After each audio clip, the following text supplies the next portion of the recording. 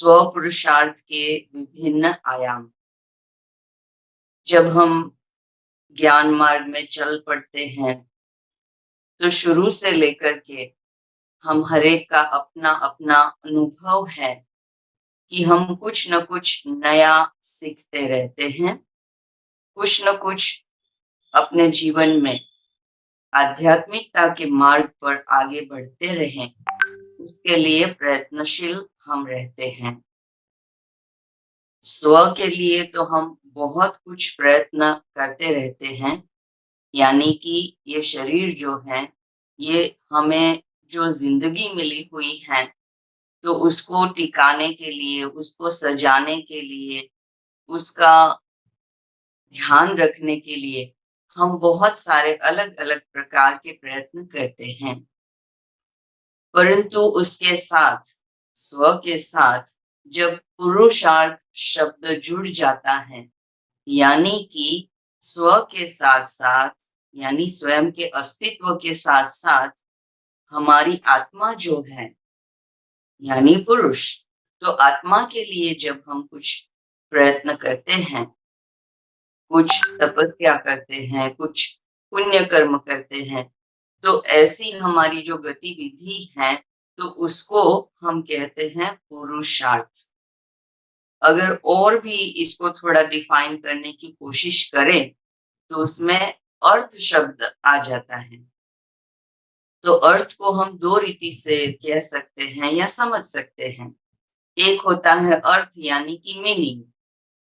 जब मैं स्वयं के कल्याण के लिए कुछ भी मीनिंगफुल करती हूँ, ठीक है ना, स्पिरिचुअल और फिर कल्याण के अर्थ कुछ मीनिंगफुल कर्म करती हूँ, तो ऐसे अर्थ सभर कार्य जो है वो मुझ आत्मा के कल्याण के निमित्त बन जाते हैं। और दूसरा अर्थ कहे तो उसको मनी भी कहते हैं, ठीक है ना, काम, अर्थ, मोक्ष, ऐसे शास्त्रों में या फिर ऐसे शब्दों का इस्तेमाल किया जाता है समझाने के लिए कि हमें कौन से जीवन के कौन से स्टेज पर क्या करना चाहिए। धर्म, अर्थ, काम, मोक्ष। तो अर्थ यानी कि मनी। जब आत्मा के कल्याण के लिए हम श्रेष्ठ कर्म करते हैं तो वही वास्तविक रीति से सच्ची कमाई हो जाती है। दुनियावी कमाई उसकी तो आवश्यकता है ही है। जब तक ये जीवन है, जब तक सांस चलती रह रही है, जब तक हमें जिंदा रहना है, तो जिंदा रहने के लिए रोटी, कपड़ा, मकान इत्यादि चाहिए, तो उसके लिए फिर मनी की तो जरूरत पड़ती ही है। तो वो प्रयत्न या वो एक पाथ, वो दूसरी बात हो जाती है। लेकिन जहाँ स्व पुरुषार्थ की हम बात करते हैं, तो जितना जितना मैं श्रेष्ठ कर्म, मैं आत्मा श्रेष्ठ कर्म करते रहना चालू रखती हूँ, तो उसके आधार पर जैसे कि ये मुझ आत्मा की सच्ची या यथार्थ या वास्तविक कमाई मुझ आत्मा के अंदर जैसे कि जमा होती रहती है। अभी स्व पुरुषार्थ को हम और भी समझने की कोशिश करें तो मैं कहूंगी कि स्व पुरुषार्थ यानी कि एक प्रकार से ब्लूप्रिंट है। कोई जब बिल्डिंग बनाई जाती है तो उसके पहले उसकी ब्लूप्रिंट बनाई जाती है, तो उसके आधार पर बिल्कुल देखने वाले को, बनाने वाले को, या जो मालिक है जिसके लिए बनाई जा रही होती है बिल्डिंग, तो उसका क्लियर पिक्चर उसको मिल जाता है कि यहाँ ड्राइंग रूम रहेगा, ये रहेगा, वो रहेगा। वैसे ही मुझ आत्मा के लिए ये जिंदगी की जो इमारत है उसको मुझे सजाना है, संवारना है, तो उसके लिए ये स्व पुरुषार्थ एक ब्लूप्रिंट के तरह कार्य करता है। दूसरा, स्व पुरुषार्थ को हम एक रोड मैप कह सकते हैं। अगर कोई व्यक्ति है किसी डेस्टिनेशन को के तरफ वो जा रहा होता है और वो अनजान है उस डेस्टिनेशन के रास्ते से, तो वो जीपीएस और फिर उसके साथ साथ रोड मैप का आधार लेता है। तो उसी प्रकार से स्व पुरुषार्थ वो मुझ आत्मा को कहाँ मुझे गति करनी है, कहाँ मेरी दुर्गति हो सकती है, कहाँ मेरी सदगति हो सकती है, या कैसे मेरी सदगति हो सकती है। तो उसके लिए जैसे कि ये स्व पुरुषार्थ रोड मैप का काम करता है। तीसरा, स्व पुरुषार्थ मेरे पुण्य कर्मों को जमा करने की एक बैंक है, एक सूक्ष्म बैंक है। जितना जितना पुण्य कर्म मैं इकट्ठा करती रहती हूँ, हर रोज करती रहती हूँ, तो उस हिसाब से ये एक सटल बैंक जो है, जो दिखती नहीं है, लेकिन उस बैंक के अंदर ये जैसे कि मेरी कमाई, श्रेष्ठ कर्मों की, पुण्य कर्मों की कमाई वो जमा होती जाती है। और उसका भविष्य में, ना सिर्फ इस जन्म में, लेकिन भविष्य के दूसरे कई जन्मों तक उसका फल, श्रेष्ठ फल मुझ आत्मा को प्राप्त होना ही है, इसकी गारंटी है। स्व पुरुषार्थ को हम ये भी कह सकते हैं कि जैसे कि एक गार्डन है, गार्डन को अगर सजाना होता है, जिसने अपने लिए, जिसको कोई गार्डनिंग की अगर हॉबी है, तो गार्डनिंग की हॉबी है या गार्डनिंग जो करता है, उसको हम जानते हैं कि एक एक पौधा वो सिलेक्ट करना होता है, एक एक पौधे की मतलब ध्यान रखना होता है। धीरे धीरे उसका जतन करते करते वो फुलवारी का रूप ले लेता है, एक सुंदर गार्डन बन जाता है। एक दिन में नहीं बनता है, वक्त लगता है। स्व पुरुषार्थ का भी यही हाल है कि धीरे धीरे करते करते करते मेरे जिंदगी की फुलवारी वो गुणों से, शक्तियों से, रूहानी शक्तियों से इत्यादि से सजती और संवरती जाती है। तो इस प्रकार से स्व पुरुषार्थ वो एक ब्लूप्रिंट है, एक गार्डन ऑफ जॉय हम कह सकते हैं, एक बैंक है, रूहानी बैंक है, कर्मों की बैंक है, एक रोड मैप है, और फिर ये एक स्क्रिप्ट भी है। बाबा ने हमको समझाया है, बाबा ने हमें कलम दी है, श्रेष्ठ कर्म और श्रेष्ठ संकल्प, ये दोनों ही कलम हमारे पास हैं। और इसके आधार पर फिर हम अपने ही श्रेष्ठ कर्मों के द्वारा श्रेष्ठ तकदीर लिख सकते हैं। तो स्व पुरुषार्थ वो एक स्क्रिप्ट का काम करती है। अभी स्व पुरुषार्थ के लिए चॉइसेस क्या है? वास्तव में तो बहुत सारी चॉइसेस हैं, लेकिन मैं आपके सामने 3 चॉइसेस शेयर करूंगी। देखो, शिव बाबा को हम बहुत अलग अलग स्वरूपों से याद करते हैं, संबंधों से याद करते हैं, लेकिन उसमें मुख्य 3 संबंध हैं। पहला है सुप्रीम फादर, दूसरा है सुप्रीम टीचर, और तीसरा है सुप्रीम गुरु, सतगुरु। तो ये तीनों ही मुख्य स्वरूप को अगर हम सामने रखते हैं, तो इसके आधार पर शिव बाबा अगर मेरे सुप्रीम फादर हैं, तो मुझे उनका एक वर्दी चाइल्ड बनने के लिए, अपने आप को एक वर्दी चाइल्ड साबित करने के लिए, प्रूव करने के लिए कुछ न कुछ प्रयत्न करने ही होंगे। तो वो फिर स्व पुरुषार्थ के लिए मेरी पहली चॉइस बन जाती है। अगर मैं शिव बाबा को सुप्रीम टीचर के रूप से याद करती हूँ या सामने रखती हूँ, तो उस हिसाब से फिर मुझे दी बेस्ट स्टूडेंट अपने आप को बनाना है, तैयार करना है, प्रूव करना है, और उसके लिए प्रयत्न करना है। तो वो फिर स्व पुरुषार्थ की मेरे दूसरी चॉइस बन जाती है। तीसरी है सुप्रीम गुरु, यानी कि मुझे अपने आप को श्रेष्ठ डिसाइपल उनका बनाना है। तो उसके लिए भी प्रयत्नशील होना ही पड़ेगा, और उसके लिए मैं जो श्रेष्ठ कर्म श्रीमत के आधार पर करती रहती हूँ। तो ये 3 चॉइसेस मेरे लिए हर रोज मेरे सामने रहती है, और उसमें भी देखो, गॉडली स्टूडेंट लाइफ हम सभी जी रहे हैं, उसका आनंद ले रहे हैं हर रोज। मुरली वो मुख्य खजाना है, मुरली वही मेन सोर्स ऑफ स्टडी है, या मुरली वो मेन रेफरेंस बुक हमारे सामने है। तो मुरली के आधार से हम देखें तो हमें क्लास वर्क करना होता है, ठीक है ना। मुरली क्लास हम अटेंड करते हैं, जो कोई भी निमित्त टीचर हमें मुरली सुनाते हैं, तो मुरली सुनाने वाला तो अपना पार्ट प्ले कर रहा है, परंतु सामने जितने भी हम बैठे हुए होते हैं तो हम सभी गॉडली स्टूडेंट के रूप में होते हैं। परंतु मेन बात है क्लास वर्क की।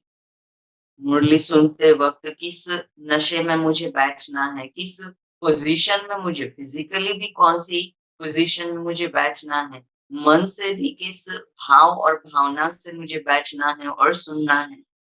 सिर्फ सुनना ही नहीं है, लेकिन जैसे कि एक स्पॉन्ज होता है, तो उस पर अगर आप कोई भी लिक्विड, चाहे पानी चाहे कुछ भी, कोई लिक्विड अगर डालते हैं तो वो स्पॉन्ज धीरे धीरे भारी होता जाता है, ठीक है ना, वो एब्सॉर्ब करता जाता है। हम तो कोई भारी नहीं हो जाएंगे, मुरली के पॉइंट्स को अगर हम एब्सॉर्ब करते हैं तो और ही हल्के होते जाएंगे। लेकिन कहने का भाव ये है कि मुरली के अंदर जितने भी ज्ञान रत्न, जितने भी खजाने हमें मिलते हैं मुरली के आधार पर, तो बेसिकली हमें क्लास वर्क पर फोकस करना है। कईयों की आदत होती है मतलब कि बैज लगा करके अच्छे से यूनिफॉर्म में डायरी पेन इत्यादि लेकर के ठीक ठाक बाकायदा, जैसे कॉलेज और यूनिवर्सिटी में, खैर आजकल के बच्चे तो ऐसे नहीं जाते हैं डिसिप्लिन से, लेकिन जो डिसिप्लिन बच्चे होते हैं तो उनके पास फिर ये सारे स्टूडेंट लाइफ के खजाने होते ही हैं। मुझे याद है हम 70s में और 80s में, तब तो मनमोहिनी दीदी थी दादी के साथ, जो सबसे पहले जोड़ी बनी थी सेवा में। कईयों ने देखा होगा, कई नहीं भी जानते होंगे, सिर्फ फोटो देखा होगा। तो हमने तो उनको देखा है, हम तो छोटे छोटे होते थे, तो हमें याद है, चाहे मेडिटेशन हॉल हुआ चाहे फिर ओम शांति भवन हुआ, तो जो सीनियर्स होते थे या शरीर जिनका साथ नहीं देता है, तो उनके लिए फिर कार वो ले जाते थे और कार में से वो दादी या फिर कोई सीनियर भाई इत्यादि उतरते और फिर थोड़ी सीढ़ी चढ़ के ऊपर जाते थे। लेकिन दीदी को हमने देखा है हाथ में डायरी और पेन लेकर के वो खुद ही चल करके जाती थी। उम्र तो उनकी भी काफी थी, लेकिन फिर भी। और फिर मुरली क्लास के वक्त भी बाकायदा बहुत अच्छे से, धीरज से, शांति से वो सारी पॉइंट्स को जॉट डाउन करती थी। तो वो सबसे बढ़िया एग्जाम्पल हमने देखा है, और जितना हो सके उसको फॉलो करने का अभी भी हम प्रयास कर रहे हैं। जब मैं दुबई में थी तो उस वक्त सुदेश दीदी 2004 या 6 में आई हुई थी, और फिर हम भी वहां थे सेवा में। तो उस वक्त फिर उन्होंने मेरे को एक गिफ्ट दी थी। पता है क्या गिफ्ट? छोटी सी डायरी उनकी, वो जो मुरली की पॉइंट्स लिखते हैं, तो वो मुरली की उनकी खुद की डायरी उन्होंने मेरे को गिफ्ट के हिसाब से दी थी। और आप विचार करेंगे, इतने मोती के दाने जैसे ब्यूटीफुल हैंड राइटिंग्स, आप एक ही पन्ना देखो तो जी खुश हो जाए, ऐसी लिखावट। तो ये हुआ बढ़िया क्लास वर्क का एक एग्जाम्पल। बहुत कुछ कर सकते हैं, लेकिन ये एक छोटी सी बात मैंने आपको बताई, है छोटी सी लेकिन है उसका मीनिंग बहुत सारा, उससे बहुत सारी अर्निंग हो सकती है। हम सभी ने स्टूडेंट लाइफ, दुनियावी स्टूडेंट लाइफ भी अनुभव की है। उसमें भी हमारी जो नोटबुक्स होती है, ऐसे राइटिंग की नोट्स होती हैं या वो सब होता है, तो उसमें भी हैंडराइटिंग के भी मार्क्स वो टीचर देते हैं। नीट एंड क्लीन कितना हम एग्जाम में भी लिखते हैं आंसर्स इत्यादि, तो उसके भी मार्क्स होते हैं, वो हम सब जानते हैं, ये सब हमें अनुभव है। लेकिन कभी कभी फिर ये रूहानी मार्ग पर वो दुनियावी बातें हैं, ऐसा कह के हम शायद इग्नोर भी कर सकते हैं या कर रहे होते हैं, लेकिन ऐसा कोई इग्नोर करने की बात नहीं है। अच्छा, तो पहला है क्लास वर्क, दूसरा है फिर होमवर्क। हर मुरली के अंदर हम देखते हैं कि बाबा हर प्रतिदिन के लिए कहते हैं कि आज ये करना है, आज ये करना है, आज ये करना है, आज ये करना है। तो हर मुरली के आधार से मैं कितना उस होमवर्क को न्याय दे पाती हूँ या देती हूँ, तो ये फिर 100% के विषय में आ जाता है। और फिर तीसरा अगर हम कहें तो प्रोजेक्ट वर्क।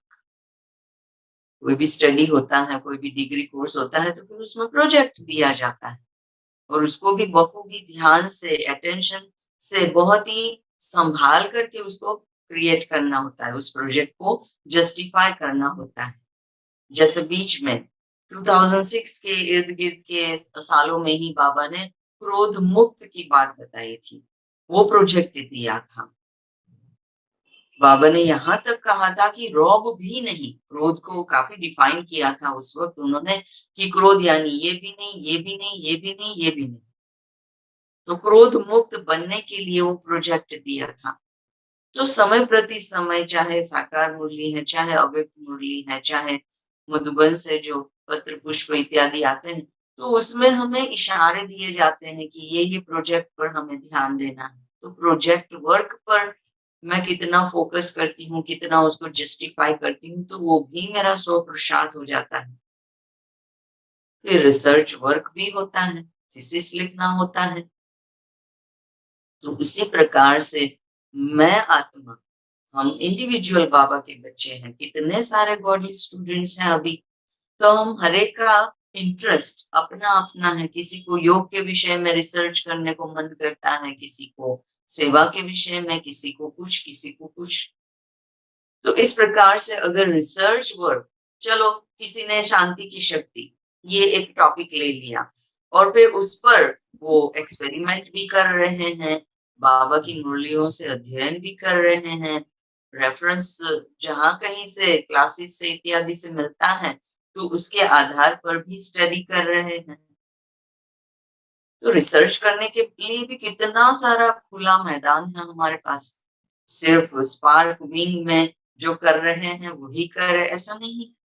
हर एक के लिए बहुत सारे विशाल एक टेपेस्ट्री हमें मिली हुई है, विशाल प्लेटफॉर्म हमें मिला हुआ है। ये स्टडी कोर्स या ये पाथवे ऐसा हम सभी ने सिलेक्ट किया है, इसमें कोई ये नहीं कह सकता है कि अरे मेरा ये छूट गया सब्जेक्ट पढ़ने का, मेरा ये रह गया, ये तो मैं जानता ही नहीं, ये तो मुझे आता ही नहीं।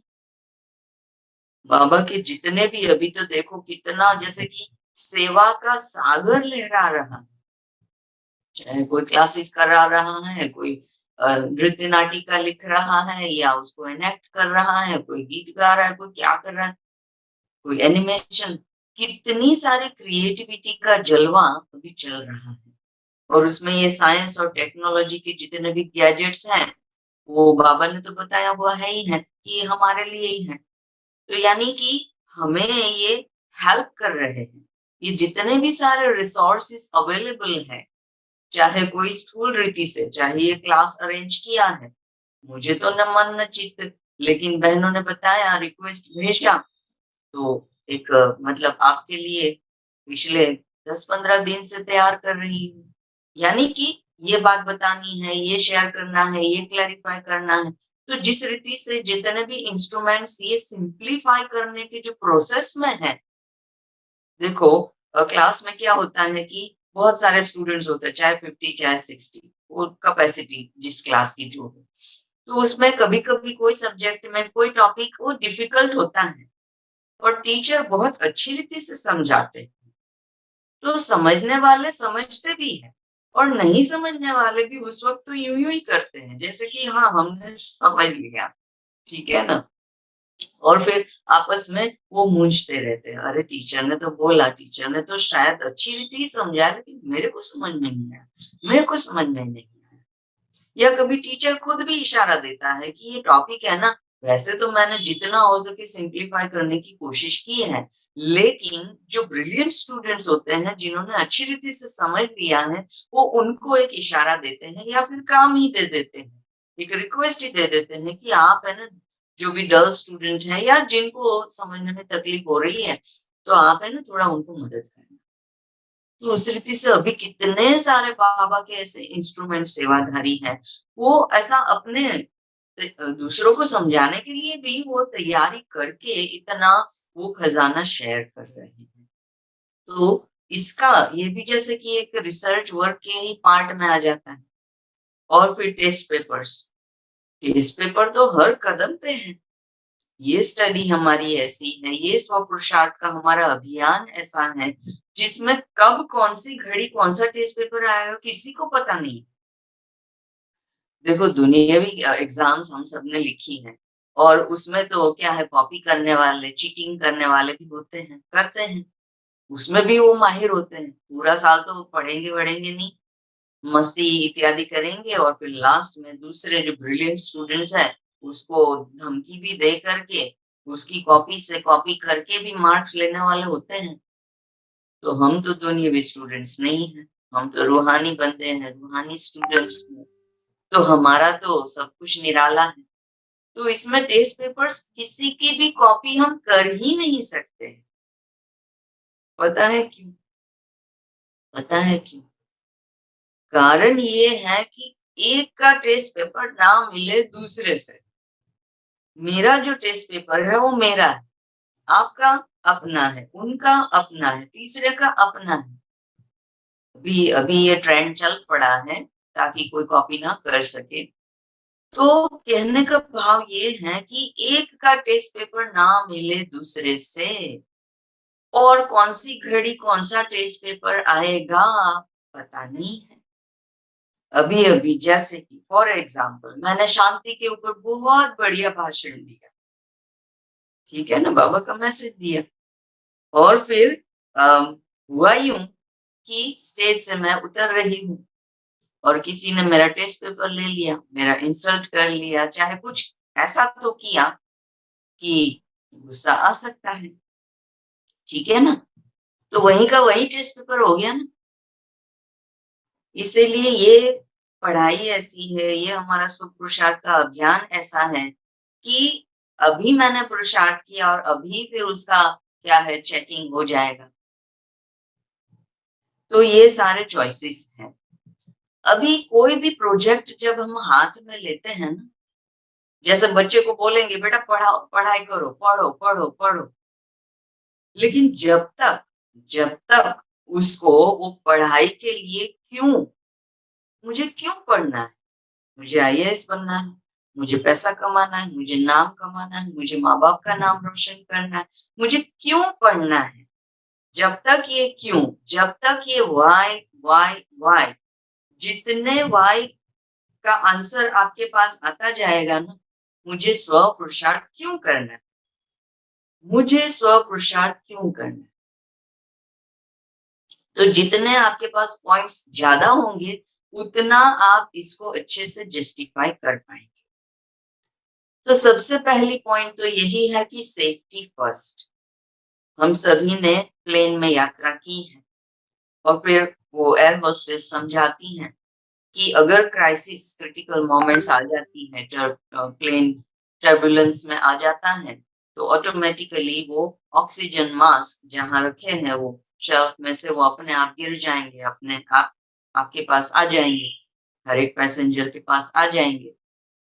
तो वो समझाती क्या है कि कोई माँ भी है, मतलब इतना डिफाइन नहीं करती है बट मीनिंग तो यही बताते हैं कि कोई भी है, चाहे उसका 2 महीने का छोटा बच्चा भी है, तो उसको तो यही कंसर्न होगा ना, अरे मैं इसको भी तो पहना दूं।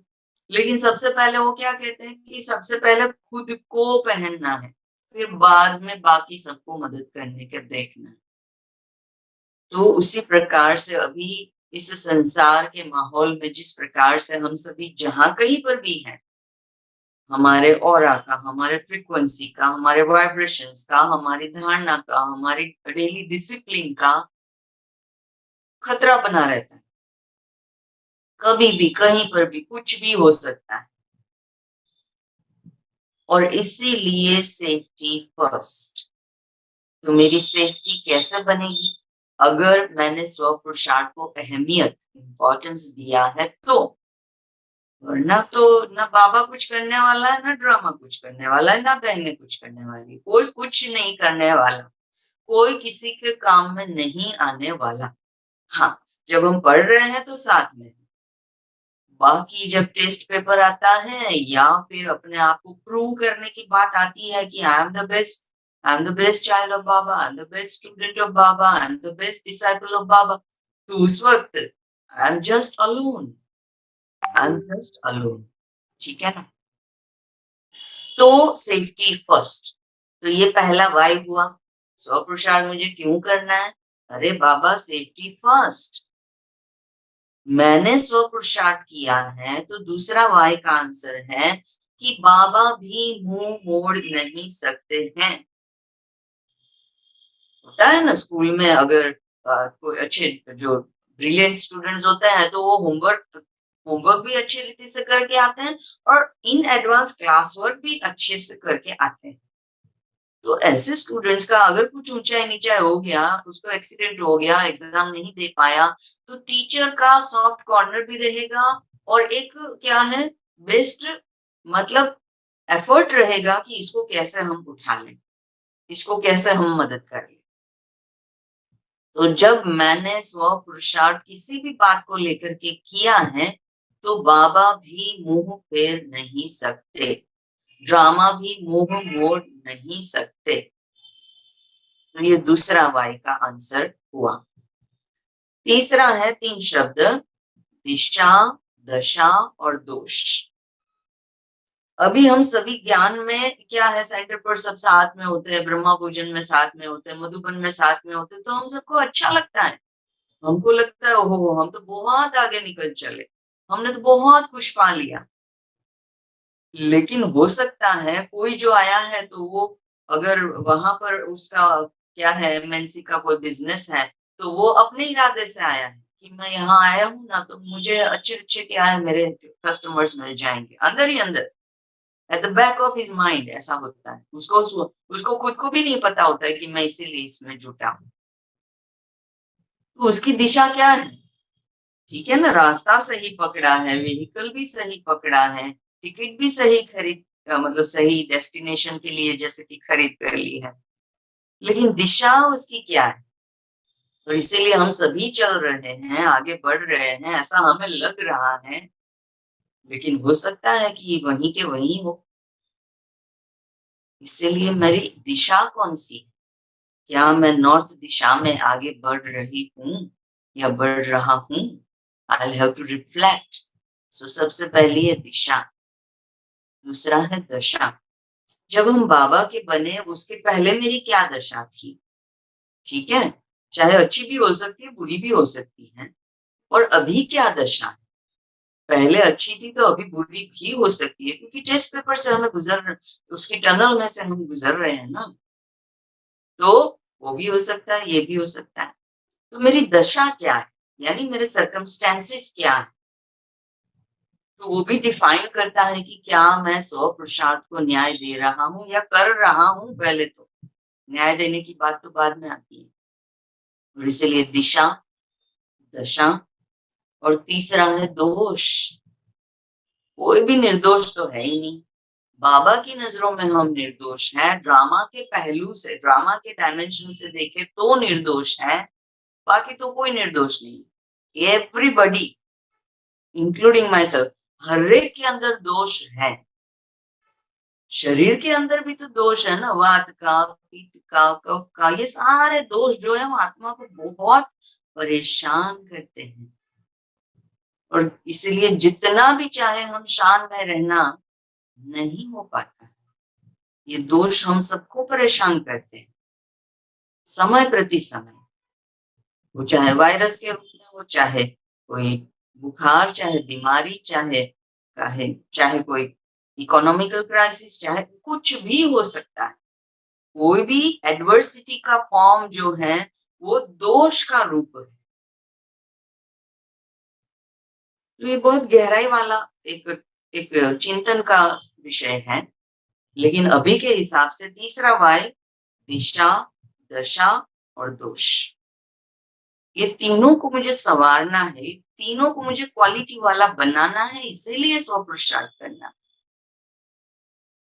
आगे वाय का आंसर है शुद्धि। हम सबको पता है, साउथ में से जो भाई बहने आते हैं, मधुबन आते हैं, तो मैं समझती हूँ 4 दिन तक लग जाते हैं। आते आते तो कपड़े चाहे कितने भी वाइट पहने वो सारे मैले मैले कुचले हो जाते हैं। आते हैं, मधुबन में आते हैं, कमरा मिलता है, ठीक से स्नान आदि करके जब तैयार होते हैं तो उनका क्या अनुभव रहता है? यो हो, शुद्ध हो गए, पावन हो गए। ये तो सिर्फ शरीर और वस्त्र की बात है, वो तो स्थूल शुद्धि की बात है। कोई डिटॉक्स का प्लान करता है तो उससे भी क्या तो लाइटनेस फील होती है, क्या एंजेलिक फीलिंग आती है। मैं कर रही हूँ आजकल, वीट का त्याग कर दिया। ये एक छोटा सा मेरा एग्जाम्पल, बट इतना अच्छा फील हो रहा है। तो आत्मा की शुद्धि जितनी जितनी जितने परसेंटेज में होती जाएंगी, कितना अच्छा इसी जन्म में हमें अनुभव होगा। बाबा ने तो बताया हुआ है, ये शरीर जो है वो इम्प्यूरिटी से जन्म लिया हुआ है, इसीलिए इसमें जितना 100% तो हमें शुद्धि का या खुशी का अनुभव नहीं हो सकता है, लेकिन 75%, 80% वो भी कोई कम बात है क्या। तो 63 जन्मों की शुद्धि करनी, 63 जन्मों का किचड़ा जो भरा हुआ है उसको इस एक जन्म में, और हो सकता है दूसरा जन्म संगम में लिखा है तो उसमें, लेकिन अभी तो हम वर्तमान में ही जी रहे हैं और वर्तमान की ही बात कर रहे हैं, तो उस हिसाब से 63 जन्मों की शुद्धि मुझे विकर्मों की शुद्धि अभी करनी है, और वहीं नहीं अटकना है। फिर 21 जन्मों के लिए जमा भी तो करना है, शुद्धि भी करनी है और समृद्धि भी जमा करनी है। तो कितना और कैसा क्वालिटी वाला स्व पुरुषार्थ मेरा होना चाहिए। फिर एक इंटरेस्टिंग पॉइंट मैंने जो मतलब मुझे हमेशा लगी है वो है स्टैंड स्टिल बनने के लिए पुरुषार्थ। हम मोम्बासा नैरोबी से मोम्बासा जाते थे तो वो अहमदाबाद मुंबई जितना डिस्टेंस है, तो वो ट्रेन में जाते थे या फिर बेसिकली ट्रेन में ज्यादा जाना होता था। तो ट्रेन की जर्नी बहुत इंटरेस्टिंग रहती थी, बहुत ही प्लेजेंट रहती थी, क्योंकि पूरा जो डेजर्ट का एरिया आता है या फिर सफारी, वो जो जंगल का एरिया आता है, तो वो सारे राइनो और जेब्रा और वो सब, तो खैर वो it was a pleasant let's experience. But उस वक्त इतना ऊंचा ऊंचा वो एंट हिल्स हमें देखने को मिलते थे। तो वैसे एंट हिल्स चाहे तो हमने स्टोरी बुक्स में देखे होते थे कि फलाना ऋषि जो है वो तपस्या करने बैठा, राम राम राम राम वो मंत्र बोलते बोलते बोलते इतना वो स्टैंड स्टिल कि उसके बॉडी के इर्द गिर्द पूरा ये एंट हिल्स बन गए। Can you imagine. हमारे तो इधर एक चींटी आएगी तो भी हम तो हिल विल जाएंगे, सोचेंगे योग कर रहे हैं, लेकिन मच्छर भी आया तो भी हम तो परेशान हो जाएंगे। हम सबका अनुभव है, सबका अनुभव है। मैं ये नहीं कहती हूँ मच्छर आए तो न भगाओ, बट बात ये है कि ऐसी स्टैंड स्टिल वाली, ऐसी क्वालिटी वाली तपस्या मैं कर सकती हूँ। मैं ये नहीं कह रही हूँ हमारे इर्द गिर्द एंट हील लग जाए, but this is a wonderful example कि द्वापर के ऋषि मुनि जो कि स्वर्ग में नहीं आने वाले हैं, हमें बाबा राज ऋषि कहते हैं, कई जो 10 मिनट बैठेंगे तो भी चूरपुर चलती रहेंगी, आधा घंटा तो भी चूरपुर चलती रहेंगी, 1 घंटा 4 घंटा स्टैंड स्टिल होकर के। दादियों को हमने देखा है, दादी प्रकाश मणि भी, आंखों की भी हलचल बहुत नहीं, स्थिर माने स्थिर। तो स्टैंड स्टिल बनने के लिए पुरुषार्थ। फिर फ्यूचर स्टेटस को मुझे डिफाइन करना है, मुझे क्या बनना है, भविष्य में क्या बनना है, let me decide to myself. Declare नहीं करना है, ठीक है, मुझे राधा की सखी बनना है, मुझे कान्हा का सखा बनना है, राधा की बहन क्या बनना है, क्या बनना है। अभी के बच्चे आईएएस बनने के लिए, आईपीएस में जाने कितनी मेहनत कर रहे हैं। आई अप्रिशिएट देम कि एक जन्म के लिए, एक जन्म के स्टेटस के लिए क्या तो वो कर गुजरते नहीं है।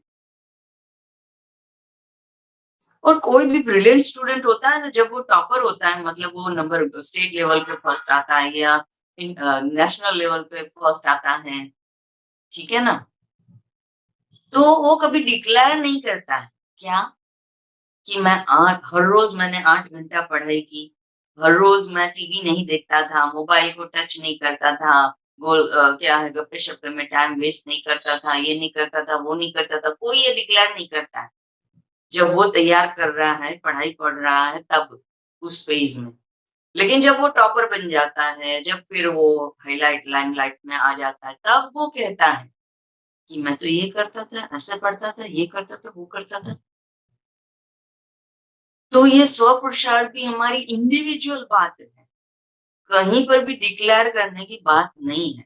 मैं तो सारा कुछ कह रही हूँ या शेयर कर रही हूँ एग्जाम्पल की रीति से, सिंप्लीफाई करने की रीति से, ठीक है ना। तो मेरा फ्यूचर स्टेटस, मुझे क्या बनना है, मुझे ये बनना है, ठीक है, तो फिर उसके लिए पुरुषार्थ भी वैसा चाहिए। और फिर फेसिंग द कैमरा, कैमरा है ना, बहुत खतरनाक चीज है। हर कोई वो क्या है कैमरा फ्रेंडली नहीं होता है, हर कोई कैमरा को फेस नहीं कर सकता है। तो ये तो दुनियावी हालचाल की बात हुई, ठीक है। लेकिन जब अल्टीमेटली सूक्ष्म वतन में जाएंगे तो वहां पर भी तो हमारा मतलब हमें फेस करना होगा। और अभी भी कैमरा तो हमारे पर ही है ना। शिव बाबा कहते हैं ना कि सबका रिकॉर्ड मेरे पास है, सबकी शूटिंग मेरे पास हो ही रही ऑटोमेटिक। तो शिव बाबा का कैमरा मेरे पर ही है, और इसीलिए शिव बाबा का कैमरा फेस करने के लिए भी तो मुझे 100 करना है। और फिर बिग पिक्चर और स्मॉल कंट्रीब्यूशन। देखो शिव बाबा पूरे क्या है, सिर्फ भारत देश को नहीं, पूरी धरती नहीं, लेकिन पूरे यूनिवर्स को ट्रांसफॉर्म करने के लिए आए हैं। इतना बड़ा उनका विजन है, और उस ह्यूज विजन में छोटा सा contribution बहुत इम्पोर्टेंट है। कोई बड़ी मशीन है, उसमें छोटा सा स्क्रू भी अगर गायब हो गया गलती से, इधर उधर हो गया, तो पूरी मशीन वो बेकार हो जाएंगी। वैसा का वैसा डुप्लीकेट स्क्रू वो लाना ही पड़ेगा, लगाना ही पड़ेगा, तब जाकर के उस ह्यूज मशीन का बेनिफिट ले पाएंगे। तो उसी प्रकार से इस ब्राह्मण परिवार में, इस आध्यात्मिक का सॉरी इस रूहानी फैमिली में एक एक का अपना अपना महत्व है। और इसीलिए बाबा क्या कहते हैं, मुझे माला का लास्ट मणका भी प्यारा है। और वैसे तो लास्ट मणके की बहुत अच्छी किस्मत है, क्योंकि जो लास्ट होता है ना वो कहाँ होता है, वो जो फर्स्ट होता है ना उसके बाजू में होता है। दुनिया वालों की या कैलकुलेशन के हिसाब से वो लास्ट नंबर है, लेकिन देखो स्थान उसको कहाँ मिला है। और इसीलिए बाबा कोई नंबर को मायने नहीं करते हैं, वो कंसिडरेशन में नहीं लाते। वो क्या कहते हैं कि मेरा हर एक बच्चा मुझे प्यारा है। 2 दिन पहले की मुरली में बाबा ने कितना यूनिक रीति से याद प्यार और नमस्ते कहा ना, कि ऊपर से लेकर के नीचे तक, नीचे से लेकर के ऊपर तक कौन मुझे प्यार करता है, कितना प्यार करते हैं। फिर मैंने सोचा शिव बाबा तो देखो सागर है, प्यार का सागर है, तो वो सागर की लहरें तो बहते बहते बहते बहते भूगर्भ तक जा रही है। तो वो लहरों में तो हम तो आ ही रहे हैं, वो लहरें हमें तो टच कर ही रही हैं। और वैसे ही फिर वो लहरें ऊपर भी जा रही है, आ रही है, जा रही है, वो सब चल रहा है। तो वैसे ही मेरे दिल से भी शिव जयंती आई तो हो बाबा के लिए प्यार की लहरें हो उमड़ रही है, ठीक है ना। 18 जनवरी आई तो हो प्यार की वो लहरें इमर्ज हो रही है, उमड़ रही है। तो ये ओकेजनल केस है या फिर सदैव ऐसा है, लहरें बहती ही रहती है ऊपर की तरफ, या मैं छलकती ही रहती हूँ बाबा के प्रति प्यार से।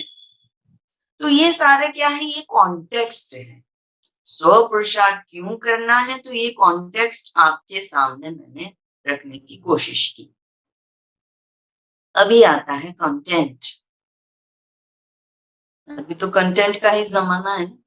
जितना रिच कंटेंट होता है, जितना क्वालिटी वाला कंटेंट होता है, जितना नॉवेल्टी वाला कंटेंट होता है, वो तर जाता है, लोगों की नजरों में वो हीरो बन जाता है। तो हम तो इस पूरे ड्रामा के हीरो हीरोइन के वाले पार्ट प्ले करने वाली आत्माएं हैं। तो हमारा तो हर एक का अपना अपना कंटेंट कितना रिच होना चाहिए। हो ही रहा है, बन ही रहा है ही है, लेकिन उसको उसको हमें कंसिडरेशन में लाना है, यानी कि ये मेरे पास है, ठीक है ना। कोई जो पैसे वाला होता है, शेठ होता है, तो खास करके धनतेरस, लक्ष्मी पूजन के दिन कबट खोलता है और देखता है, अरे मेरे पास ये भी है, ये भी है, इतने सारे सोने के बिस्कुट है, ये है, वो है, ये है, वो है। तो बाबा ने भी हमें ये सिखाया है, समझाया है कि खोल खोल के देखो, कितनी सारी शक्तियां मिली है, कितने सारे गुणों का खजाना मिला है, कितने सारे सम्मान का खजाना, क्या क्या नहीं है, रिचनेस, वो सारा कंटेंट है मेरा, मुझ आत्मा का। तो कंटेंट जो है ना, 80-20 का रेशियो हमको समझाया जाता है कहीं पर भी, वो चाहे स्टडी हो, चाहे बिजनेस हो, चाहे कुछ। तो 80% कंटेंट से मुझे अपने आप को भरपूर करना है। जब 80% कंटेंट आएगा ना, तब 20% स्व पुरुषार्थ मेरा चलेगा। उसको दूसरी रीति से, जब 80% अगर मेरा स्व पुरुषार्थ चलेगा, तो फिर 20% मुझे प्राप्ति होगी। यानी इसको कैसे भी आप खेल लो, परंतु खेल सारा यही है, 80 और 20। कंटेंट मेरा 80% रिच होना चाहिए। कंटेंट कहाँ कहाँ से मिल रहा है? मुरलिया तो प्रतिदिन की है ही है, अव्यक्त मुरलिया। आप में से कौन है जिन्होंने 3 या 4 बार इसको रिवाइज कर लिया है? 3 या 4 एटलीस्ट, ठीक है ना। पहले एक होता था कि ओके हमारे पास स्कूल में किताबें हैं, तभी तभी हो सकता है, लेकिन अभी तो ऑनलाइन ही सहारा अवेलेबल है, ठीक है। ओके, तो साकार मुरली, अव्यक्त मुरली, कितने सारे ब्लेसिंग्स हैं, कितने सारे स्वमान हैं, कितने सारे ड्रिल्स बाबा ने हमें बताए हुए हैं, मेडिटेशन ड्रिल्स, 2 स्वरूप की, 5 स्वरूप की, 3 स्वरूप की, 7। फिर कितने सारे बुक्स हमारे पास हैं। सिर्फ ये स्पार्क विंग्स की ही किताबें आप ले लीजिए, फिर और भी सारी बहुत सारी किताबें हैं। हमारी अमेरिका वाली, टाइम क्या हुआ मुझे पता नहीं, इधर तो घड़ी नहीं है। तो हमारी मोहिनी बहन जो है, तो अमेरिका से जब हम आते हैं तो 2-2.5 या मतलब काफी समय लग जाता है, 2-3 दिन लग जाते हैं। तो उनका ये संकल्प रहता है कि जब कभी भी वो आती है ना, तो वहां से जब यात्रा शुरू करती है, तो एक किताब, जो नई किताब, बाबा की कोई किताब है, तो उसको पढ़ना शुरू करती है। और फिर मधुबन में आने के बाद भी तो पढ़ रही होंगी। तो फिर थैंक यू। सो फिर वापस जाते जाते तक वो किताब पूरी करने का लक्ष्य रखते हैं। या फिर अमेरिका में सेवा में थी, तो मैंने देखा कहीं पर भी जाना होता है ना, तो एटलीस्ट वहां तो रास्ते अच्छे होते हैं, और इसीलिए रास्ते अच्छे होते हैं, फिर भी 1 आवर में मतलब हम कहीं पर भी पहुंच सकते हैं, चाहे जा सकते चाहे आ सकते, यानी 1 घंटा जाना, 1 घंटा आना। तो उस जमाने में तो ऑडियो का बहुत ही वो चलन होता था। तो हम सभी लक्ष्य रखते थे कि जाते वक्त कोई एक क्लास सुनना है, चाहे सुदेश दीदी का, चाहे जयंती दीदी का, चाहे जगदीश भाई का, चाहे किसका। तो जाते वक्त किसी एक का क्लास सुनना है, आते वक्त भी। बातें नहीं, गप्पे शप्पे नहीं। देखो हम स्व प्रसाद के लिए क्यों क्वालिफाइड, या क्यों इतना हमें वो खुशी से वो एक जुनून नहीं आता है कि मुझे करना है, मुझे करना है। उसका कारण ये है कि वो ऑलरेडी हम ड्रेन्ड आउट हो रहे हैं या हो गए हैं। अभी तो ये डिजिटल टॉयज जो है वही सारा हमारा एनर्जी को ड्रेन कर रहा है, हम सबका अनुभव है। देखने शुरू करते हैं कुछ अच्छा क्लास, और फिर वहां से कहाँ चले जाते हैं, ठीक है ना। तो बेसिकली कंटेंट को हमें, क्योंकि जब तक कंटेंट आएगा नहीं, जब तक इधर भरेगा नहीं, सबकॉन्शियस माइंड में भरेगा नहीं, तब तक फिर उसका रिवॉर्ड नहीं मिलने वाला। और इसीलिए 80-20। और फिर हमारा पुरुषार्थ हो तो कैसा, उसके लिए कुछ एक पॉइंट्स मैं बता देती हूँ, फिर बाद में मुझे थोड़ी टिप्स शेयर करनी है। तो हमारा पुरुषार्थ हो निरंतर हो, ऐसा नहीं एक वीक किया, एक वीक मैंने 2 से 5 लक्ष्य लिया कि सुबह 2 से 5 मुझे योग करना है। एक एक वीक किया फिर छूट गया, नहीं। एटलीस्ट 21 डेज मिनिमम और मैक्सिमम 90 डेज, तब जाके वो हमारी पैटर्न बन जाए, तब जाके पैटर्न बनती है, वरना तो नहीं बनती है, वरना कुछ नहीं होता। सो निरंतर। दूसरा, गुप्त पुरुषार्थ। जितना आप गुप्त पुरुषार्थ करेंगे ना, उतना उसमें बल रहेगा। उसका भक्ति मार्ग में याद क्या बताते हैं, या क्या हम देखते हैं कि किसी गुरु ने फलाने को एक मंत्र दिया, बोल मंत्र यही था गोलगप्पा, सपोज, ठीक है ना, और उसको बोला आप किसी को बोलना नहीं, और वो बेचारा गोलगप्पा गोलगप्पा गोलगप्पा वो इतना भावना से, इतना श्रद्धा से करता रहता है उसका रिसाइटिंग। भक्ति में हम सब ने ये सब किया है और इसीलिए अभी हमें बाबा मिले हैं, वो सब हम पार्ट अपना प्ले करके आए हैं। कहने का भाव ये है कि जितना आप गुप्त रख करके कोई भी संकल्प लेकर के कोई भी सौ पुरुषार्थ का एक एम एंड ऑब्जेक्ट रख करके कोई प्रोजेक्ट शुरू करते हैं, तो उसमें बल रहेगा और बाबा मदद करेगा। जहां डिक्लेयर किया पावर इज गॉन, वाह वाह, ओ आप ऐसा करते हो, वही का वही, चाहे तो ईर्षा के वश हो जाएंगे आप, या फिर वो मान सम्मान मिल गया तो वही का वही उसका डाइल्यूट हो गया पावर, फिर वो एनर्जी नहीं रहेगी। सॉरी, कुछ आंख में हो रहा है। अच्छा, तो निरंतर पुरुषार्थ, गुप्त पुरुषार्थ, और तीसरा है कि तीव्र पुरुषार्थ। अभी मैंने देखा, वैसे हम सभी जानते हैं कि कोरोना ने काफी सबको चेंज, मतलब लाइफस्टाइल और क्या है पैटर्न या संस्कार या वो सबको चेंज किया है कुछ एक हद तक, लेकिन फिर भी तीव्र पुरुषार्थ, जो ब्रिलियंट स्टूडेंट होता है ना, वो लगे ही रहते हैं, और जो अल्लू पल्लू होते हैं तो वो लास्ट के 3 महीने में पढ़ने की कोशिश करते हैं, और हम जानते हैं कि फिर वो क्या मार्क्स लाते हैं और क्या जीवन बन पाते हैं। हमारे लिए तो लास्ट 3 मंथ्स होने वाला है ही नहीं, जो कुछ भी है अभी है, अभी लास्ट घड़ी है और अभी है सब कुछ अभी। और इसीलिए तीव्र पुरुषार्थ, क्योंकि तीव्र पुरुषार्थ जितना मैं करूंगी ना, तो वो आत्मा के संस्कार, फिर मैं वो दूसरे जन्म अगर मेरा है इसी संगम युग में, तो वो मैं लेकर के जाऊंगी। कई किस्से हम सुन रहे हैं ना, छोटा बच्चा वो संस्कृत में बोल रहा है, फलाना वो सितार बजा रहा है इतनी छोटी उम्र में, ये है वो है वटेवर, वो संस्कार लेके आए हैं, हम सब जानते हैं। तो मुझे संस्कार बना लेना है, इसीलिए तीव्र पुरुषार्थ। और फिर नवीनता वाला पुरुषार्थ, कुछ नया हो। टीचर हमें प्रोजेक्ट वर्क देते थे और उसमें हम कुछ नया करके जाते थे तो उसके बढ़िया मार्क्स मिलते थे। तो शिव बाबा भी देखते हैं कि मेरा कौन सा बच्चा कौन सी नवीनता से कौन सा पुरुषार्थ कर रहा है, और वो मार्क्स लिख रहे हैं, जमा कर रहे हैं कि इसको इतना मार्क्स देना है, इतना देना है। और फिर कोई महान पुरुषार्थ, और फिर महीन पुरुषार्थ, सूक्ष्म सूक्ष्म, जैसे कि बीज रूप अवस्था, क्या मैंने उसका अनुभव किया है, वो टिप में मैं आगे बताने वाली थी। तो निरंतर पुरुषार्थ, गुप्त पुरुषार्थ, फिर तीव्र पुरुषार्थ, महीन पुरुषार्थ, महान पुरुषार्थ, तो ऐसा। और उसके लिए क्या है, कीवर्ड तो यही है, प्रैक्टिस।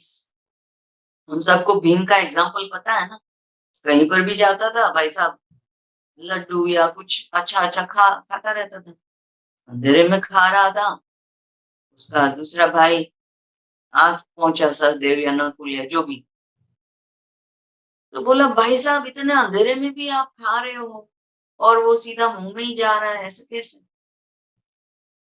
भीम भैया ने क्या जवाब दिया, प्रैक्टिस, प्रैक्टिस।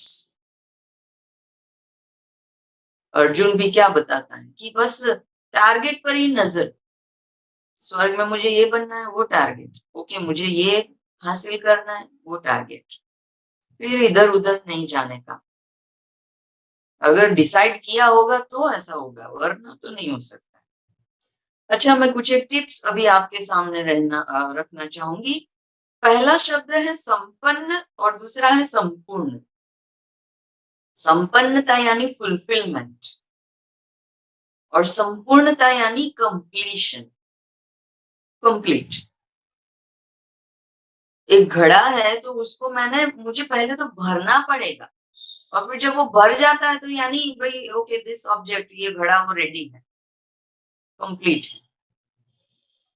तो हम सभी परफेक्ट बनने की हर एक का अपना अपना लक्ष्य और पुरुषार्थ होगा, मैं समझती हूँ, लेकिन उसके पहले संपन्नता चाहिए। आप कोई भी एक स्वमान ले लो, कोई भी एक शक्ति ले लो, कोई भी एक गुण ले लो, शांति, मौन, उसमें मैं फुलफिल्ड हुआ हूं। शांति की कितनी गहराई का अनुभव मैंने संजोया है। यानी कोई भी रूहानी शक्ति है, कोई भी रूहानी कला है, कोई भी रूहानी गुण है, दैवी गुण है या स्वमान है या वरदान है, उसमें मुझे पहले तो फुलफिल्ड होना पड़ेगा, संपन्न होना पड़ेगा। वो संपन्न हुई नहीं कि टेस्ट पेपर आए नहीं, पर पहली बात है संपन्नता अवश्य करनी पड़ती है। दूसरा है विकर्म विनाश। ये एक लक्ष्य हो सकता है। अभी विकर्म विनाश वो है ना, ऐसी वैसी बात नहीं है। हम 2 मिनट बाबा के कमरे में गए, goodbye, good morning, hi hello, आया गया, इससे कोई विकर्म विनाश नहीं होता है। वो हमारा अच्छा कर्म है, अच्छी एक आदत है, वो बुरी बात नहीं है। लेकिन ऐसे चुटकू चुटकू क्या है, अभ्यास से कोई हमारे विकर्म विनाश नहीं होने वाले। बहुत सारी युक्तियां हो सकती है, लेकिन कुछ एक अगर आपके सामने रखूं तो 2 से 5 का योग का लक्ष्य रखूं, एक ये हो सकता है। दूसरा, सीड स्टेज, बीज रूप की अवस्था का अभ्यास। बीज रूप की अवस्था का अभ्यास हम कोर्स कराते हैं तो बताते हैं आत्मा क्या है। आप पेंसिल से या पेन से आंख बंद करो और एक पेपर पर डॉट लगाओ, बस वो है। कोई दीवार है और उस पर एक स्टिकर, छोटा सा बिंदी लगा दिया, स्टिकर। तो शांति धाम में मैं अपना पुरुषार्थ और मेरे बाबा के साथ जो संबंध है या लगन जो है, उस हिसाब से मुझे वहां जाकर के स्टिक हो जाना है, टिक जाना है। लेकिन उसके लिए सीड स्टेज का अनुभव और अभ्यास अभी ही करना है। उसके लिए छोटा एक एग्जाम्पल बता सकती हूँ कि छोटा बच्चा होता है ना, मतलब 3 मास का, थोड़ा थोड़ा समझदार, ज्यादा नहीं, थोड़ा समझदार और ज्यादा बड़ा भी नहीं। 3 से मैं समझती हूँ 6 मास का बच्चा है तो उसको पता रहता है ये मेरी माँ, ठीक है ना। तो वो इधर उधर से भाग करके अगर थोड़ा चलना वलना सीखा है तो माँ की गोदी में जाके बैठ जाएगा, बस बस बैठ गया। कुछ हिलेगा डुलेगा कुछ नहीं, कोई कोई मूवमेंट नहीं, बस उसके चेहरे पर आप देखेंगे एक ब्लीसफुल जॉय रहेगा। ना उसको कुछ कहना है, ना कुछ सुनना है, ना बताना, ना मतलब बस। तो वैसे ही शिव बाबा सीड जो है उनके पास जाकर के मैं टिक जाऊं, बैठ जाऊं, बस। ना कोई मेरी फरियाद, ना मेरी याद, कुछ नहीं, कुछ नहीं। नो, इसका निर्संकल्प अवस्था कहते हैं। वो ऋषि मुनि जो कर रहे थे ना, वो निर्संकल्प समाधि में चले गए। तो सीड स्टेज यानी मेरा ऐसा अनुभव है, बस बाबा के पास बैठ जाऊं। मैं कहीं पर भी बैठती हूँ ना, तो मैं सेंटर पे बैठने का लक्ष्य रखती हूँ। बाबा का जो पॉइंट है वो मैं सेंटर में देख सकूं, मैं इधर उधर ज्यादा दृष्टि हो। मेरा हमेशा वो लक्ष्य और अभ्यास, या मुझे खुशी होती है, वो मुझे आनंद आता है, वो मेरी आदत या एक संस्कार रहा है। तो सीड स्टेज, उससे भी कर्म विनाश होते हैं। बाकी कोई अवस्था से कुछ वो होता है, अच्छे कर्मों में जमा होता है, लेकिन विकर्म विनाश हुए ना, वो तो सीड स्टेज से ही होना है, ये आप पक्का लिख लो। और फिर आगे एक और भी, विकर्म विनाश करने के लिए 3 बार मुरली पढ़े, दिल से, दिमाग से, ध्यान से, शांति से, प्यार से। 3 बार, 3 बार ज्ञान स्नान हुआ ना, तो फिर आत्मा शुद्ध होती जाएगी। और फिर उसमें और एक पॉइंट ऐड कर सकते हैं, 3 डॉट्स लगाने का, बाबा ने कहा ना, फुल स्टॉप लगाने का अभ्यास। तो past is past, present is present, यानी प्रेजेंट इज अ गिफ्ट और फ्यूचर इज द बेस्ट। ठीक है, तो ये 3 डॉट लगाने का अभ्यास। तो यानी विकर्म विनाश करने के लिए वो एक प्रोजेक्ट मैंने कैनोपी एक ली या एक मेजर टॉपिक लिया, तो उसके लिए फिर ये बातें आ जाती है। 2 से 5 मेडिटेशन, सीड स्टेज का अभ्यास, 3 डॉट लगाने का अभ्यास, 3 बार ज्ञान स्नान, और भी बहुत कुछ ऐड कर सकते हैं। ये तो मेरे ध्यान में जो बात आई वो भी मैं बता रही हूँ, तो उसको बस कर सकते हैं। ये एक टिप मैंने आपको दी है। फिर वैल्यूज, वैल्यूज तो बहुत सारे हैं। बाबा तो गुणों का भंडार है, गुणों का सागर है। हमें भी बहुत सारे गुण लेने हैं। ब्राह्मण जीवन के गुण अलग है और देवताई जीवन के गुण अलग है। ये सारा सागर है, तो उससे डर नहीं जाना है, ठीक है। लेकिन 3 गुण पर, 3 वैल्यूज पर हम फोकस कर सकते हैं। देखो, शांति धाम की शांति जो है ना, वो शांति धाम में जब जाएंगे तब तो अनुभव करेंगे ही करेंगे, लेकिन वो शांति का अनुभव इस धरती पर, इस जन्म में, इस शरीर में मैं करूं। शांति धाम की शांति का अनुभव मैं करूं। मेरा पर्सनल एक चॉइस क्या है पता है? थर्ड संडे जो है ना, वो मेजोरिटी में मिस नहीं करती हूँ, कहीं पर भी होती हूँ। That is the best ever day for me. कितना बढ़िया वायुमंडल हो जाता है। हर एक कंट्री और zone wise, time zone wise अपनी अपनी रीति से बैठते हैं सभी, लेकिन फिर भी पूरे यूनिवर्स में इतना बढ़िया वातावरण बन जाता है। और उस दिन मेरा वंडरफुल दिन है। तो एनीवे, पहला जो वैल्यू है जिसको अनुभव इधर ही करना है, वहां जाके क्या अनुभव करेंगे? वहां तो कोई अनुभूति है ही नहीं ना। वहां तो एक स्टिकर के हिसाब से, एक जड़ स्टिकर के हिसाब से लगे हैं, बैठे हैं। बाबा के सामने मैं हूँ, बाबा के पास हूँ, वो भी अनुभूति नहीं है। वो सब यही करनी है। ठीक है, मेरा टाइम शायद हो रहा है, लेकिन 2-3 बात और बता देनी बस। तो पहला है शांति का मुझे इधर ही अनुभव करना है। दूसरा प्यार, माँ का प्यार अपना है, भाई का प्यार अपना है, भाई के संबंध का प्यार अपना है। तो अलग अलग संबंधों का प्यार वो अपना अपना है। तो बाबा से सर्व संबंध के प्यार का अनुभव मुझे यहाँ करना है। ये भी स्व पुरुषार्थ का एक लक्ष्य हो सकता है। और तीसरा है जॉय। देखो, स्वर्ग में हम जाएंगे ना तो रॉयल बुद्धू होने वाले हैं। इधर हम अल्फांसो मैंगो खाते हैं तो वो ऐसा लगता है ब्रह्मा बाबा ने ही मेरे लिए भेजी। अंगूर खाते हैं तो भी लगता है कि वो मम्मा ने और बाबा ने मेरे लिए भेजी। वहां तो इतना फल और मतलब फूल, फूल तो शायद नहीं खाते होंगे, लेकिन फिर भी रॉयल बुद्धू होंगे। तो वो जो आनंद है ना, उसको बाबा अतीन्द्रिय सुख कहते हैं। तो शांति, प्रेम और जॉय, अतीन्द्रिय सुख, ये 3 मुझे यहाँ अनुभव करने हैं। ये भी एक टिप हो सकती है। और फिर एक और बात है स्वमान। स्वमान बहुत सारे हैं, उसका अगर आप थोड़ा और गहराई में जानना चाहे तो हम फिर मिल सकते हैं, और उसका खजाना है मेरे पास थोड़ा।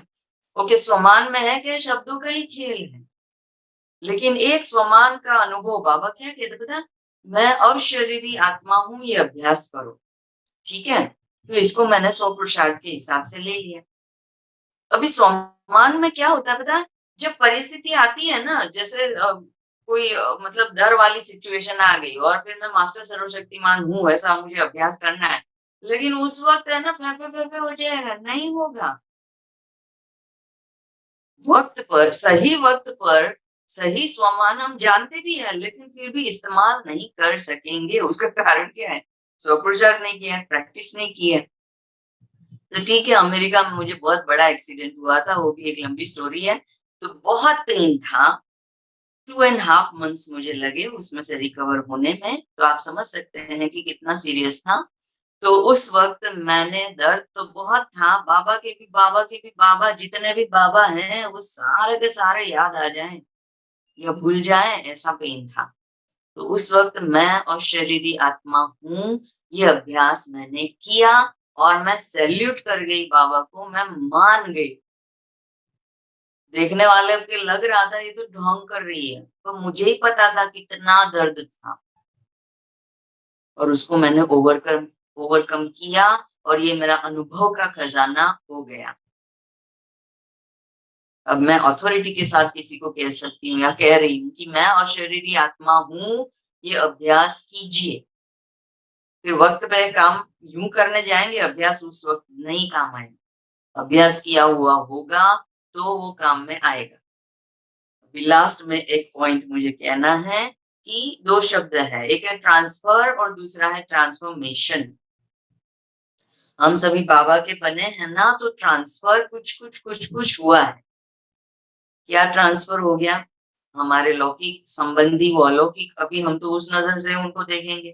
तो यानी कि हमारी जॉब है तो भी हम क्या समझते हैं, ये सेवा के लिए जा रहे हैं। यानी कि हमारा जो लौकिक नजरिया था तो उसको हमने ट्रांसफर कर दिया है। लेकिन लेकिन काम, क्रोध, लोभ, मोह, अहंकार, ये सारे दोष हैं, बहुत ही भयंकर बातें हैं। ये ट्रांसफर यूं हो गए हैं पर यूं नहीं हुए। कैसे? काम विकार जो है ना, तो वो जीभ के टेस्ट में आ गया है। ये भी खाना है, वो भी खाना है। बाबा ने बाहर का खाना मना किया है ना, हाँ, घर में तो बना सकते हैं, पानी पूरी, भेलपुरी, फलाना ढिमका, ओहो। तो जीभ के टेस्ट में काम विकार जो है वो रच बस गया है। दूसरा, ईर्ष्या के अंदर वो काम विकार छिप गया है। और तीसरा, पैट्स लगता है ना, मेरा ये पैच, मेरा कुत्ता है, पालतू कुत्ता है, ये कैट है, जो, तो ये भी काम विकार का रूप है। वो पैट्स को सारा दिन क्या करते रहते, यूं यूं करते रहते, वो काम विकार का रूप। स्पर्श, तो काम विकार यूं ट्रांसफर हुआ है बट यूं नहीं हुआ। क्रोध, लिटरली हम गुस्सा उस्सा नहीं होता है, लेकिन रॉब करेंगे यूं यूं ऐसे ही, उसके लिए क्या है, 5-10 सेंटेंस बोल देंगे। ऐसा भी होता है क्या? वैसा भी होता है क्या? यू सी, तो रॉब में बदल गया है। क्रोध वो वाला गया है लेकिन रॉब में आ गया। मोह वो वाला छूट गया, लेकिन मेरी ड्यूटी, मेरी सेवा, मेरा रोल, मेरा ये, मेरा वो, अरे कहाँ से आया कुछ भी मेरा? किसी का कुछ भी नहीं है। मैं खुद भी अपनी नहीं हूँ, मैं खुद भी अपनी नहीं हूँ। जब तक मैं आत्मा इस शरीर में हूँ, फिर फिनिश, स्टोरी ओवर। और फिर काम, क्रोध, लोभ। लोभ किस बात का बढ़ गया है? मेरा ज्यादा नाम हो, मान हो, शान हो, मेरे भी ज्यादा फॉलोअर्स हो, पता नहीं क्या क्या हो गया। ये ट्रांसफर हो गया है, कुछ बदला नहीं है, देखो। और फिर अहंकार, वो अहंकार अगेन, मेरे जैसा ज्ञानी कोई नहीं, मेरे जैसा योगी कोई नहीं। हम तो इतने साल से ज्ञान में है, अरे इतने साल से ज्ञान में हो, पर ज्ञान कितने साल से आप में है, दैट मेक्स अ डिफरेंस ना। और इसीलिए किसी को नीचे नजर से देखना, चाहे ज्ञानी हो, चाहे योगी हो, चाहे लौकिक हो, चाहे अलौकिक हो, ये सब अभिमान। अभिमान वाला जो है वो अपमान सह नहीं पाएगा और अपमान करता रहेगा। This is the biggest ever sign, biggest ever sign. तो ये रही कुछ स्व पुरुषार्थ के डिफरेंट क्या है, डायमेंशंस की बातें। आशा करती हूँ आपको पसंद आई होंगी। कुछ बातें शायद ओवरवेलमिंग भी लगी हो, लेकिन करने में क्या जाता है, करने में क्या जाता है ना? करेंगे तो कुछ पाएंगे ना। वर्ड क्या है, कृपा, मतलब कि कर और पा। भगवान की कृपा, शिव बाबा की ग्रेस, ग्रेस मार्क्स किसको मिलते हैं? जो कुछ करते हैं ना। जो कुछ करेंगे ही नहीं तो उसको ग्रेस मार्क्स कभी नहीं मिलते हैं। उसने जो आंसर दिया है उसका जस्टिफाई करके जो मार्क्स मिलना है तो वो मिल जाएंगे। बाकी एक्स्ट्रा मार्क्स, ग्रेस मार्क्स, तो कृपा, मतलब ये कृपा मैं अगर करती हूँ तो मुझे ही मिलने वाला है, ये गारंटी है। और मुझे ही करना है ताकि मुझे मिले, और मैंने किया है तो वो वेस्ट जाएगा नहीं। बाबा भी मुझे दिल पे अपने पलकों पे बिठा के रखेंगे, और ये एक ही जन्म है। फिर बाद में होना क्या है पता है? बंधन आते जाएंगे, समय का बंधन, शरीर का बंधन, लौकिक का बंधन, पैसा नहीं है, व्हीकल नहीं है, सेंटर नहीं जा सकते, ये नहीं कर सकते, वो नहीं, बहुत कुछ आएगा, बहुत कुछ आएगा। लेकिन ये पुरुषार्थ जब आपने किया होगा ना, तो उस बंधन में भी आप जिंदा रहेंगे, दैट इज फॉर श्योर। वो बंधन बंधन नहीं लगेंगे, वो बंधन कंगन का काम करेंगे बाबा के प्यार। ओम शांति। आपने सबने मुझे मौका दिया, प्यार से ध्यान से सुना। आप अपने जीवन में 100 पुरुषार्थ के विषय में बहुत आगे बढ़ते रहे और बाबा आपके मार्ग में फूल बिछाए रहे। तो यही मेरी शुभकामना है।